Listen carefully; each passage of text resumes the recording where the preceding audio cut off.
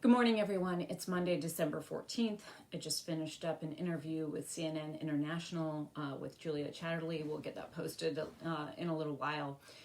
Congress is working on coronavirus relief. I want to thank the bipartisan senators who have been working so hard to get this done, and we continued to be in touch with them over the weekend.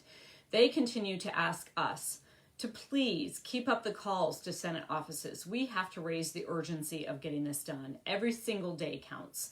And the truth is that our friends and flying partners who are on furlough are starting to run out of furlough pay. They're also starting to run out of company covered COBRA. Some have already run out of that, so they cannot afford their health insurance. Even as it is, paying for certain medications without a paycheck is very difficult.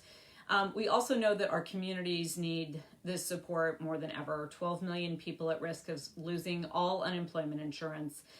We have 30 to 40 million who are at risk of eviction.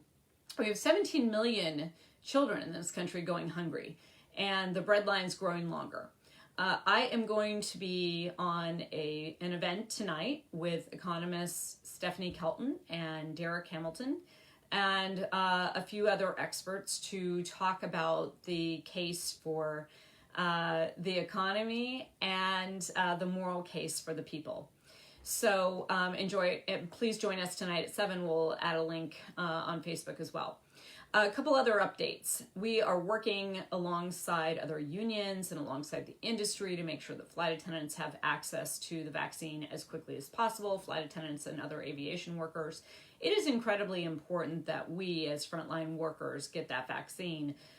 Not only to make sure that we can be safe on the job, but also because we are the ones who are in contact with the most number of people. And if we're going to be methodical about trying to contain the virus, you want to remove as many risks as possible. And the people who are essential workers and out there interfacing, not just in our planes, because we have created an environment in our planes that can be quite controlled if everyone is doing what they're supposed to be doing. But of course, we have to transit through airports, mass transit, go to and from hotels, try to find food on our layovers, all of this. And all of this requires interaction. And so we need to get that vaccine. So we are working on that. You may have seen that the FAA was studying whether or not pilots and air traffic controllers could take the vaccine and be working.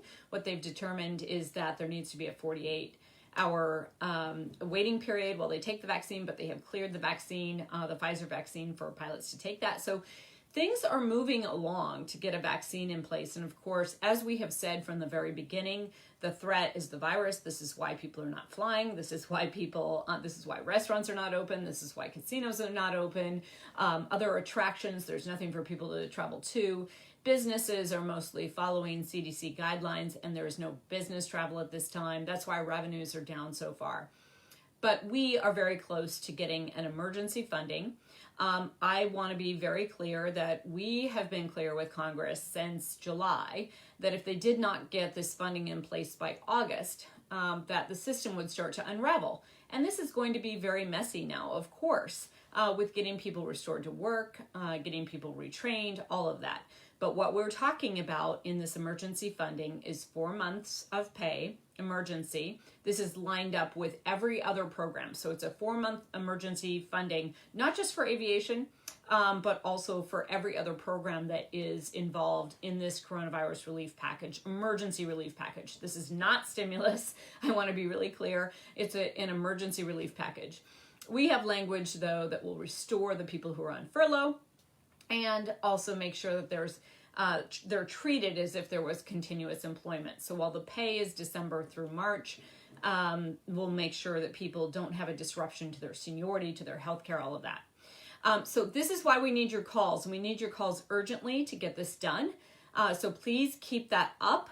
And I want you to know that it is really important that we are calling every single office because we have some champions out there who are working on this. We need to encourage them, thank them for fighting, and ask them to fight even harder. The people who are blocks, they need to understand that we know that they're blocks and we're going to be holding them accountable. And we also need to have the ability to fight forward. So in the new year, there will be another discussion about a stimulus package. We need to have enough strength to fight forward and make sure that the country really gets what it needs to recover. So that's where we are.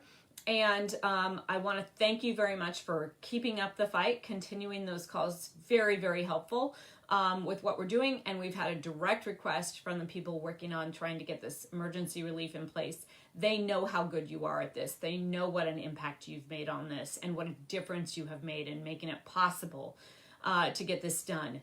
The very obvious thing that should have been done long ago and everyone would have thought would have been done. Now, this week, we can get this done. Hashtag every day counts. So relief now. Thanks so much, everyone. That's the update for right now. And we'll be back with you and we'll continue to encourage you to take action so that we can get all of our friends and flying partners back on the payroll. We can secure that before the holidays and that we can be in a stronger place for recovery in the new year. Thanks all and stay safe.